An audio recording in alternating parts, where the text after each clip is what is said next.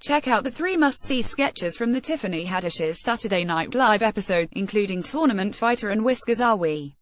After a subpar outing last week, Saturday Night Live produced what might have been its best episode of season 43 this time around.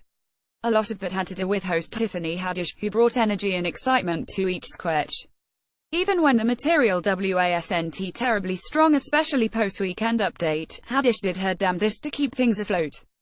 Still, the hits far outweighed the misses this week. It's hard not to include sketches that involved surprise cameos from former cast members. Jason Sudeikis reprising his Joe Biden impression, of the greatest Kristen Schaal impression I've ever seen, bless you, Heidi Gardner.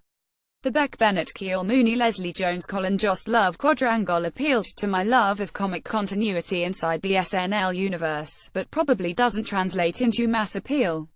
What's left are 3 sketches that feature pure comedic gold along with undiluted rage. Tournament Fighter, as someone that spent much of his childhood trying to perfect the button combos in Mortal Kombat, I'm an easy mark for this sketch. But Haddish's Boo Boo Jeffries is also an instantly iconic SNL character, one that could easily appear in the next 3 episodes that she hosts. Too soon of a prediction probably. But her star is only rising at this point, and like other hosts such as John Hamm and Melissa McCarthy, you can already see excellent chemistry between actor and venue in play. What pushes this sketch over the top isn't just the silliness of the conceit. A woman who doesn't like fighting is inserted into a fighting video game with all the herky-jerky movements of the 16-bit era, but the specificity of the character's backstory. Dedicating 30 seconds to Jenkins' fear of crowds makes no sense on paper, but somehow endears her to the audience. Throw in an all-time deployment of the word no after initially getting hit by opponent Scorponok, and you have a sketch that will be shared for weeks to come. Weekend update. Claire from HR. Cecily Strong has created a host of memorable characters since becoming a cast member in 2012. But oftentimes, those characters are buried in a host of voices and affectations that hide her as a performer. That's not to say these characters are inherently bad, in fact, many are excellent. But there's something about her performance here as Claire that suggests there's a lot to be gained from Strong doing less and achieving far more. Yes, her HR rep Claire is a harried mess that drinks Purell in order to get through the day. But there's something instantly relatable, vulnerable, exhausted, and outraged that puts a human face to a widespread crisis on national television for all to see. It's wrong to put too huge a burden on one performance to represent all women's outrage, but it's fair to say that Strong knocked this performance out of the park.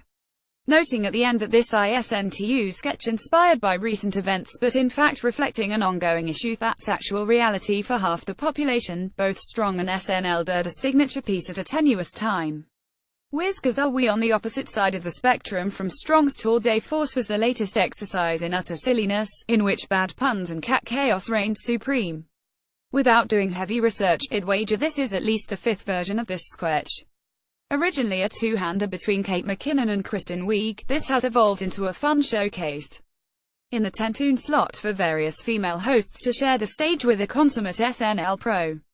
A lot of this sketch success had to do with it going off the rails almost instantly due to an attempted feline insurrection, Haddish's "I got the pussy" reaction, followed by her lifting the cats to the screen so the standards and practices department would not find her, set the tone for everything that followed.